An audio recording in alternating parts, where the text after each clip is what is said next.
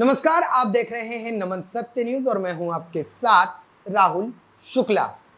2021 में जनगणना होनी है और ऐसे में अब जातीय जनगणना को लेकर भी एक तरफ से बीजेपी में भी आवाज उठने लगी है। बीजेपी के नेता ही अब जातीय जनगणना को लेकर खुलेआम आवाज उठा रहे हैं और लगातार प्रधानमंत्री मोदी से मांग कर रहे हैं कि उनको जातीय जनगणना करवा देनी चाहिए।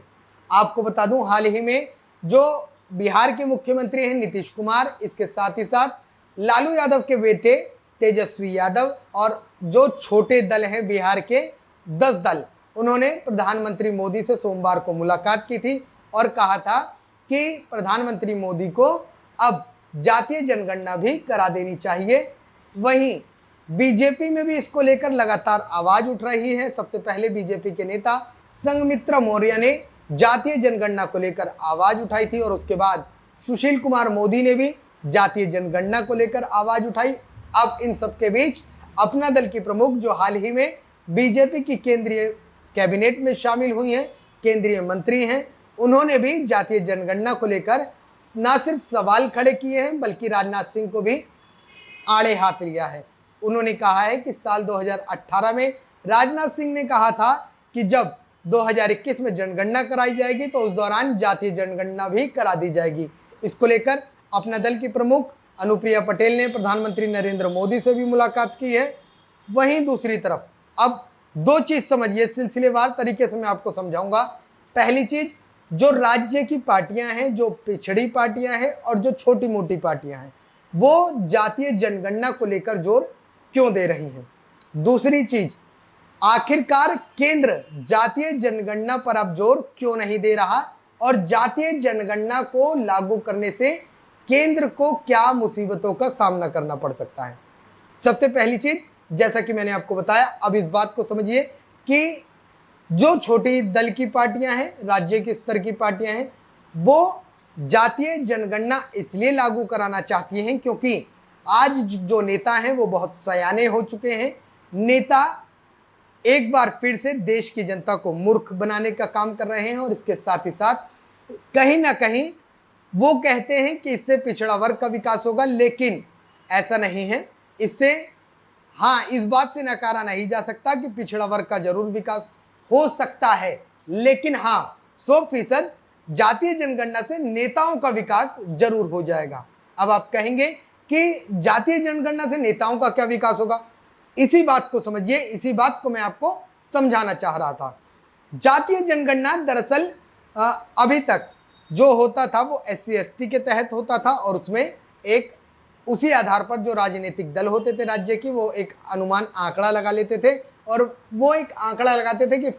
फला फला का जाति इतने आधार पर, यहाँ पर इतने परसेंटेज पर मौजूद है और उसी आधार पर वो अपने वोटरों को लुभाने की कोशिश करते थे। अगर अब जातीय जनगणना हो जाएगी तो ऐसे में जातीय जनगणना से ये स्पष्ट हो जाएगा कि OBC वोटर कितना है, ST वोटर कितना है और SC वोटर कितना है। यानी कि एक तरफ जातिवाद को हम लोग दरकिनार करने की बात करते हैं और यही नेता कहते हैं कि ना धर्म आगे किया जाए, ना जाति आगे की जाए, बस हिंदुत्व को आगे किया जाए। लेकिन अब बात आ जाती है जातीय जनगणना पर, तो देखिए नेता फिर से मैं बता रहा हूं कि इतना सयाना हो चुका है कि जनता को मूर्ख समझने का काम कर रहा है।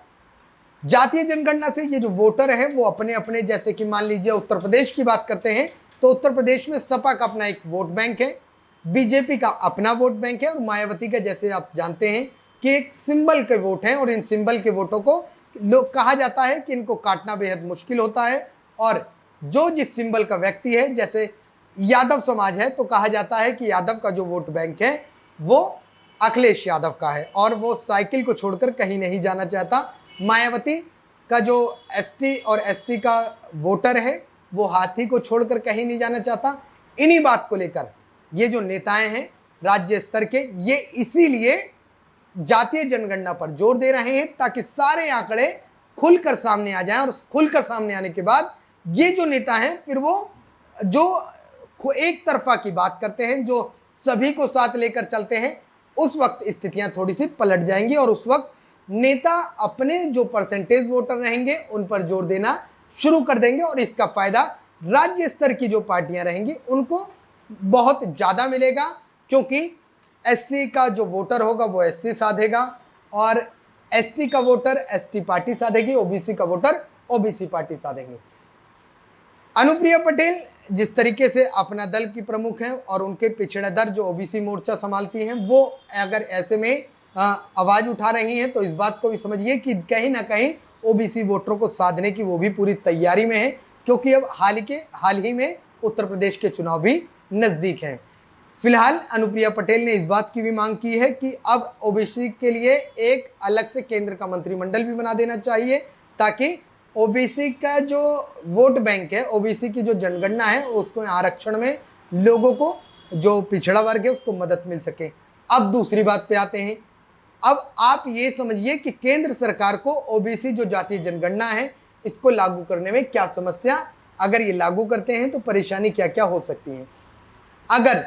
जातीय जनगणना के आधार पर जनगणना हो जाती है और सारा एक परसेंटेज खुलकर सामने आ जाता है, तो ऐसे में जो पिछड़ा वर्ग है या तो वो आक्रोशित हो जाएगा या फिर जो श्रमण समाज है वो कहीं ना कहीं वो आक्रोशित हो जाएगा। अब आप कहेंगे कि ये कैसे आक्रोशित हो जाएंगे? आक्रोशित हो जाने का मतलब अब बात को समझिए, क्योंकि जब जनगणना होगी, जनगणना के आधार पर उनका एक परसेंटेज निकल कर आएगा और परसेंटेज निकलने के बाद वो ये देखा जाएगा कि ओबीसी मोर्चा के लोगों को, ओबीसी जाति के लोगों को और पिछड़े वर्ग के लोगों को कितने परसेंट आरक्षण के तहत सरकारी नौकरियां मिली हैं, कितने परसेंट के तहत उनको जो सरकारी योजना का लाभ मिलना चाहिए था वो मिला है, और कितने परसेंटेज के तहत वो जो भी योजनाएं हैं उनका पूरी तरीके से फायदा ले रहे हैं या उनका नुकसान झेल रहे हैं। ऐसे में